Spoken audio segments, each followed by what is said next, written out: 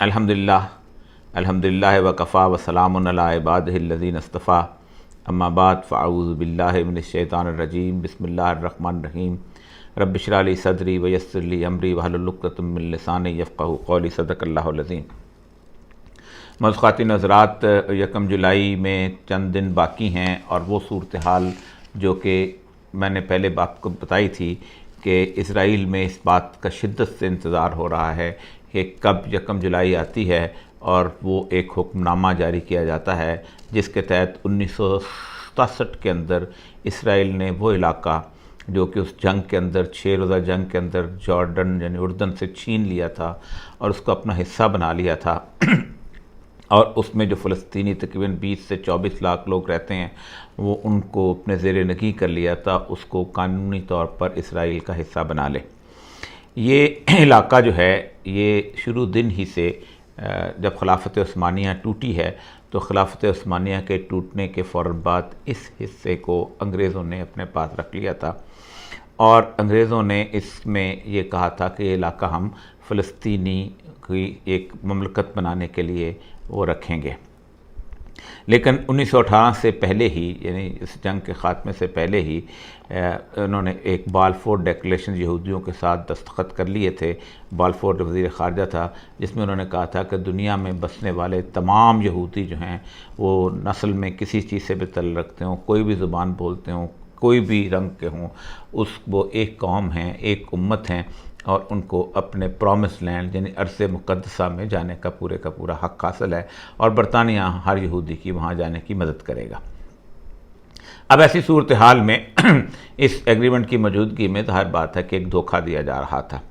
اس دوران انہوں نے شریف مکہ کو نوازنے کے لیے اور اس کے ایک بیٹے کو اردن کا علاقہ سونپ دیا تھا اور کہا تھا کہ چونکہ آپ نے امت مسلمہ کے ساتھ غداری کی ہے اور آپ نے رسول اکرم صلی اللہ علیہ وسلم اور قرآن پاک کا وہ فرمان 1400 سال بعد توڑا ہے کہ لا تتخذوا یہود والنصارى اولیاء، کہ یہودیوں اور عیسائیوں کو دوست نہ بناؤ، اور پہلی دفعہ تم نے یہ کیا ہے ہم تم کو نوازتے ہیں۔ تو انہوں نے ایک بیٹے کو اس کے عراق دے دیا تھا فیصل کو، اور دوسرا یہ جو ابی بادشاہ ہے اس کے دادا جو ہے عبداللہ اس کا نام تھا، ابی عبداللہ کا دادا جو ہے اس کو انہوں نے اردن دے دیا تھا۔ اور یہ جو علاقہ تھا جس کو اسرائیل اس وقت ہے اس کے ساتھ ساتھ ویسٹ بینک کا علاقہ یہ برطانیہ کے پاس ہی تھا۔ لیکن جیسے ہی 1948 تک اس یہودی جو ہیں حیفا اور تل ابیب کے علاقے میں آ کے آباد ہوتے رہے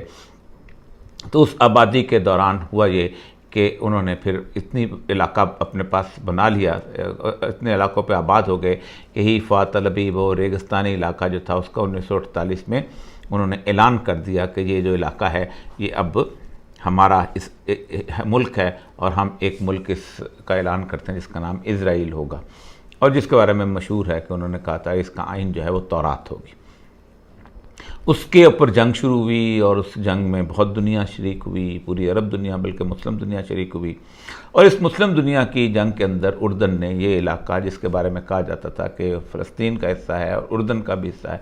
اس پہ انہوں نے قبضہ کر لیا 1948 کے اندر۔ یہ ویسٹ بینک اور پھر یروشلم کا شہر اور وہ خصوصاً جرمیکو جو ہے خاص طور پہ، اور اس کے ساتھ ساتھ وہ بحر مردار وہ جو اس جگہ پہ بنا ہے جس جگہ پہ حضرت لوط علیہ السلام کی قوم آباد ہوتی تھی، اور اللہ نے جب ان کو گہرائی میں پھینکا ہے تو پھر اس کے بعد ایک ایسا سمندر ہے جہاں پر نہ مچھلی ہوتی ہے نہ کوئی مینڈک ہوتی، کوئی چابی حیات نہیں رہ سکتی، وہ اتنا نمکین اور کسیلا پانی ہے اس کا کہ اس میں اتنی کثافت اضافی اتنی زیادہ ہے کہ آدمی ڈوبتا تک نہیں۔ وہ علاقہ یہ سارا جو تھا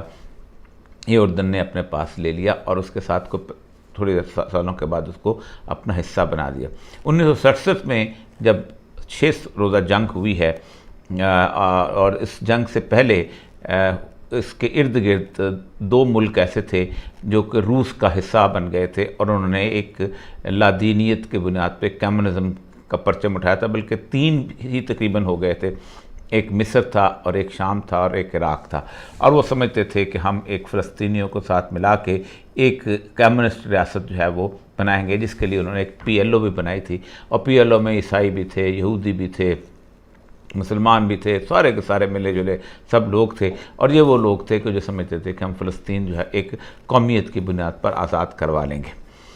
تو اس سرسد کی وار کے اندر جو ناصر کی تقریر تھی، اس تقریر کے اندر اس نے یہ کہا تھا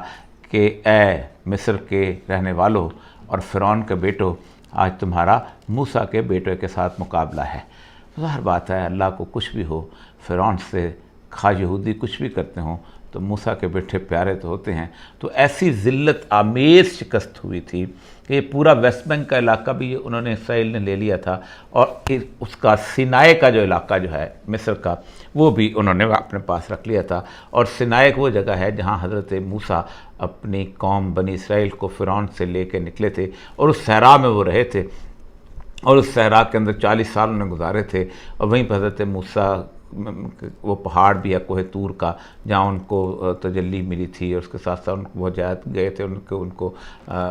تورات جو ہے ان پر نازل کی گئی تھی تختیوں کی صورت میں، اور اس کے ساتھ ساتھ ان کی قبر مبارک بھی اسی علاقے کے اندر ہے۔ اب 1967 کی جنگ کے 2-3 سال کے بعد حضرت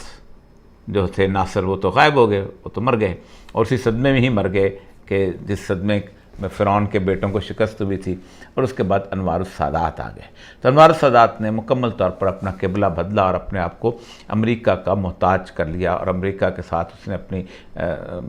جوڑے ملا لیں، اور اس کے ساتھ ہوا یہ، اس کے رابطے وہاں بن گئے، اور اس کے ساتھ یہ ہوا کہ 1973 میں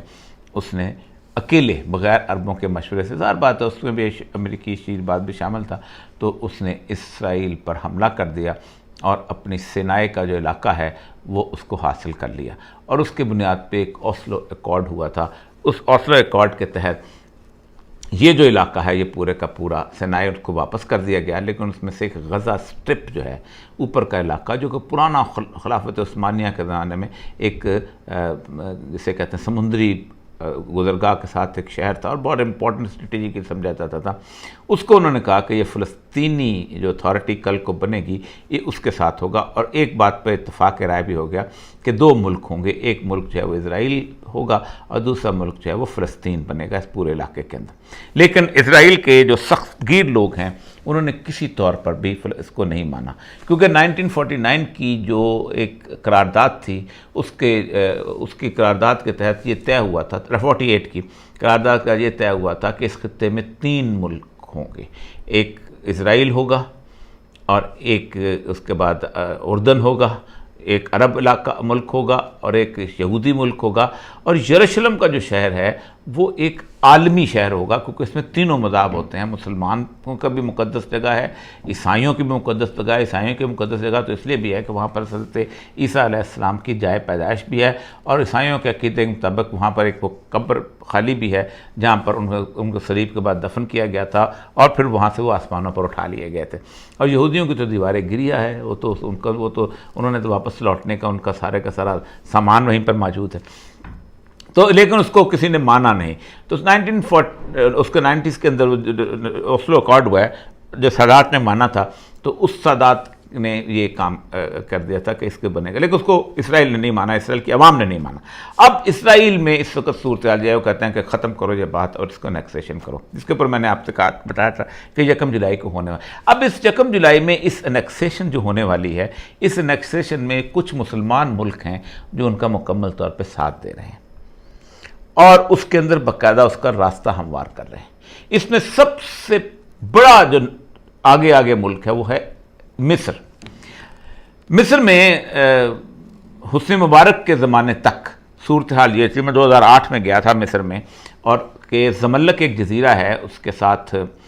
دریا نیل کے اندر، اس جزیرے کے اندر بہت بڑی جو امیر ترین آبادی ہے وہ ان کی ہے، اور وہاں سے ایک بس چلتی ہے جو صبح چلتی ہے اور شام کو وہاں اسرائیل جاتی ہے، اور وہاں جا کے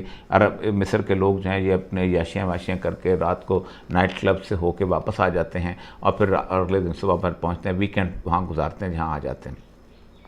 بہت سارے مصریوں نے یہودی عورتوں سے شادی کی ہوئی ہیں، اور ایک قسم کا جو ہے یہ بنی اسرائیل کا یا یہودیوں کا سسرال بنا ہوا ہے یہ علاقہ جو ہے،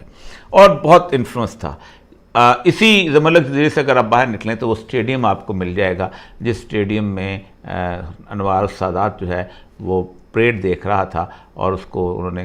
مار دیا تھا، اور اس جرم کے اندر بہت سارے لوگ جو ہیں وہ پکڑے گئے تھے، جن میں سے ایمن الظواہری بھی شامل تھے کہ جو کہ وہاں پر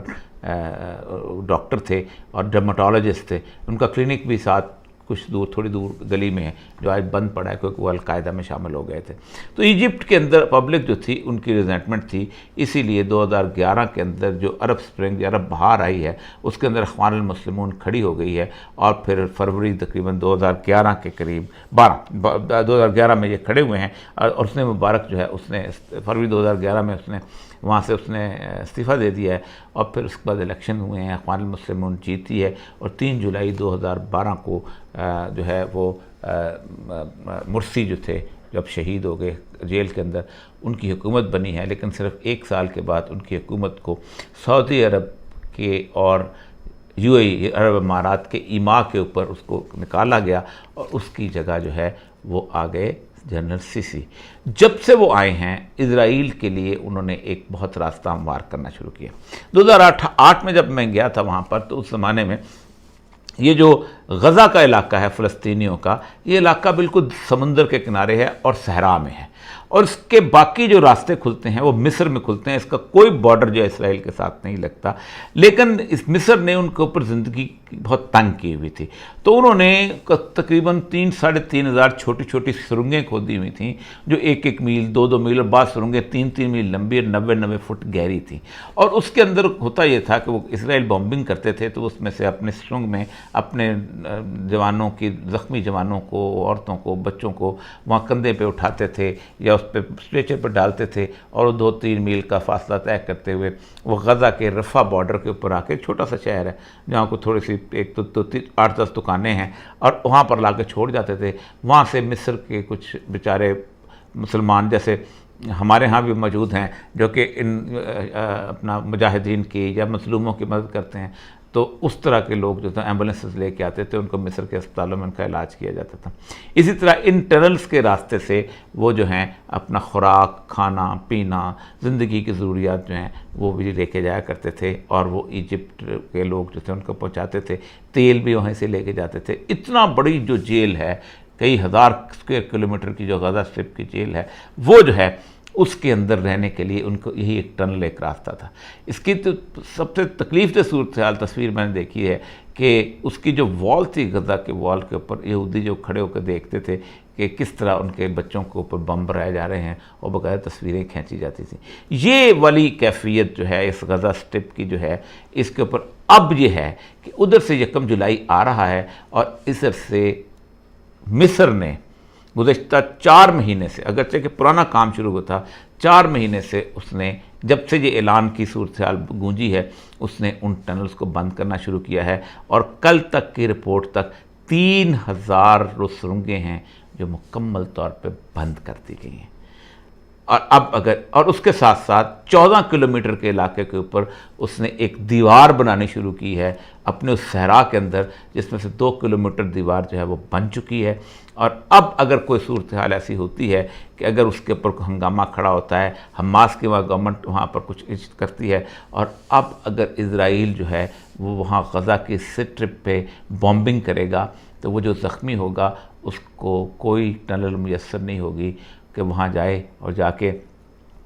مصر میں یا قاہرہ میں جا کے علاج کرا سکے. خوراک پہنچانے کا کوئی راستہ غزہ کے لیے موجود نہیں ہوگا. کسی قسم کی تیل، کوئی چیز امداد پہنچانے کے لیے تمام چیزیں بند کر کے وہ اس پوری جیل کو، مجھے لگتا یہ ہے کہ اس ساری کیفیت کے اندر ختم کرنا چاہیں گے اس غزہ کی آبادی کو، کیونکہ غزہ کی آبادی جو ہے ویسٹ بینک کی آبادی سے مختلف ہے. غزہ میں حماس ہیں، اور حماس جو ہے وہ خالصتاً اللہ کی سرزمین پر اللہ کے دین کو نافذ کرنا چاہتے ہیں. اور حماس ہی تھی جس کے اس بہت بڑے خالد یاسین جو تھے وہ بیچارے معذور تھے، اور ان کو باقاعدہ میزائل سے ڈھونڈ کے ان کو شہید کیا گیا تھا. اور وہ خالد یاسین صاحب جو تھے وہ بڑے کمال کے آدمی تھے، حیران کن ان کے صوفی بزرگ بھی تھے، روحانی پیشوا بھی تھے ان کے، اور مجاہد بھی تھے. یہ ساری خصوصیات ان کے اندر تھی. اب صورتحال یہ ہے کہ ایک تو یہ ایجپٹ جو ہے وہ غداروں میں سے ایک ہے. دوسرا، میں اسرائیل کی اخباریں پڑھ رہا تھا، وہ کہہ رہے تھے کہ 2 ملک ایسے ہیں کہ جو ہمارے اس معاملے کے اندر کسی طور پر بھی ہمارا جو ہے وہ ساتھ نہیں چھوڑیں گے۔ ایک سعودی عرب ہے، وہ کہتے ہیں کوئی احتجاج نہیں کرے گا، تھوڑا بہت احتجاج آئے گا، وہ بھی اس لیے کہ ان کی اپنی پاپولیشن ہے اور اس پاپولیشن سے ڈرتے ہوئے، اور دوسرا جو ہے وہ ہے متحدہ عرب امارات۔ بلکہ جو اسرائیل کے ہیرٹس اخبار میں آج کل لگی ہوئی تھی اس کی کہ اس نے ہمیں احتجاج کیا ہے کہ آپ کچھ دیر رک جائیں اور یہ کر دیں، تو نیتن یاہو نے کہا ہے کہ ہم نے ان کو کہا ہے، اس کے وزیر خارجہ کو، کہ اس سے جو فوائد آپ کو ملیں گے اس انیکسیشن کے، اس یروشلم کو اس کا حصہ بنانے کے، وہ فوائد اس سے کئی زیادہ ہیں کہ جو آپ کو اس کا انکار کرنے سے ملیں گے۔ یہ 3 ملک جو ہیں بڑے واضح طور پر کسی طور پر بھی اس کو خاموشی سے پی جائیں گے اور وہ انیکسیشن جو ہے وہ مکمل ہو جائے گی۔ دوسری طرف لبنان میں حزب اللہ ہے، حزب اللہ کو جو ہے وہ خاص طور پہ انہوں نے الجھا دیا ہے، وہ اپنے مسلمان بھائیوں کو شام میں مارنے پہ لگی ہوئی ہے۔ وہ حلب کے کچھ تو خون سے باہر نکلے گی تو کچھ کرے گی۔ پہلے بھی اس نے کچھ اس طرح کی کیفیت نہیں پیدا کی، بلکہ لبنان کے اندر ہی اتنے شاندار قسم کے اسٹیبل قسم کے ملک کو جو ہے اس کو تباہ و برباد کر دیا، اور اب وہاں زندگی گزارنا مشکل ہو گیا۔ اردن کے جارڈن جو ہے اس کے لیے ایک اشارہ کافی ہے، ادھر وہ آگے بھی اتنے سالوں سے خاموش بیٹھا ہوا ہے۔ بلکہ ابھی جو میں فرانس کی رپورٹیں پڑھ رہا تھا کہ وہ جرمیکو شہر جو ہے وہاں پر چونکہ کھجوریں بہت ہوتی ہیں، تو وہ اس نے ان کے بندوں سے ملا ہے، وہ فرینچ رپورٹر، اور اس نے پوچھا ہے کہ تم اس دفعہ کھجوریں جو دیکھ رہے ہو تو کیا؟ اس نے کہا کہ میں کھجوروں کو دیکھ رہا ہوں، سپٹمبر کے اندر ہم اس کو وہ پولینیشن وغیرہ کرتے ہیں تو سمجھ نہیں آتی کہ پولینیشن کرنے کے وقت میں ہم یہاں ہوں گے کہ یہ نہیں ہیں۔ اس ویسٹ بینک میں 4 لاکھ کے قریب یہودیوں کا آباد کیا جا چکا ہے، اور 20 لاکھ جو ہیں ان کا مستقبل جو ہے داؤ پہ ہے۔ پہلے بھی 20 لاکھ سے زیادہ جو ہے وہ اپنا مسلمان فلسطینی جو ہیں وہ بے گھر کر کے، کوئی صابرہ میں ہے، کوئی شتیلہ میں ہے، کوئی کسی اور ملک میں بیٹھا ہوا ہے، اور وہ بھی دربدر ہیں۔ ان کو مزید کو بھی دربدر کر دیں گے تو ان مسلمانوں کے جو غدار ہیں وہ حکمران جو خالصتاً اپنی حکومت قائم کرنے کے لیے یہ سب کچھ کرتے ہیں، خواہ وہ مصر کا سیسی ہو، خواہ وہ سعودی عرب کا حکمران ہوں جو کہ ایک اپنا سعودی سلطنت کو، بادشاہت کو قائم کرنے کے لیے، یا پھر UAE کے حکمران ہوں کہ جہاں آج بھی ان کی دبئی بنانے کے اندر میجر انویسٹمنٹ جو تھی ان فرموں کی تھیں جو کہ اسرائیل کے یہودی جن کے اندر حصہ دار تھے۔ یہ سارے کے سارے جو ہیں اس میں خاموشی اختیار کریں گے۔ 2 اور ملک ہیں جو بولیں گے تو صحیح لیکن شاید وہ آگے نہ بڑھ سکیں، ان میں سے ایک قطر ہے اور دوسرا ہے ترکی۔ اور ترکی کے خیر بہرحال تعلقات ہیں اس کے ساتھ، اسرائیل کے ساتھ، لیکن وہ کہیں نہ کہیں پولیٹیکل لیول پہ زندہ رہنے کے لیے یہ کچھ کرتا ہے۔ مسقط عمان جو ہیں وہ چونکہ آخری علاقے میں تھے، اور وہ جو نہر سویس سے علاقہ بحر احمر والا آتا ہے جسے ریڈ سی کہتے ہیں، اس کونے پہ اصل میں ساری کی ساری انٹرنیشنل ٹریڈ چلتی ہے، تو اسرائیل جو ہے وہ پہلے ہی اس کو وزٹ کر کے آ گیا ہوا ہے، تو وہاں بھی ایک خاموشی جو ہے وہ رہے گی۔ یمن میں حوثیوں کی اور دوسروں کی آپس میں جنگ ہے، پوری امت جو ہے جنگ کے شعلوں میں لپٹی ہوئی ہے، اور اس دوران یہ المیہ ہونے جا رہا ہے۔ کسی کو کوئی خبر نہیں، کسی کو کوئی ہوش نہیں، کوئی نہیں جانتا کہ کل یہ عفریت جب غزہ اسٹرپ اور ویسٹ بینک پہ قابض ہو جائے گا تو پھر وہ اس کا خواب جب پورا ہونے کے قریب ہوگا تو پھر اس مسلم امت کے ساتھ کیا کرے گا۔ اللہ تعالی ہمیں اس وقت میں حق کی پہچان عطا کرے اور حق والوں کے ساتھ زندہ رہنے، لڑنے، مرنے اور حق کے راستے میں شہید ہونے کی توفیق عطا فرمائے۔ وآخر دعوانا الحمدللہ رب العالمین۔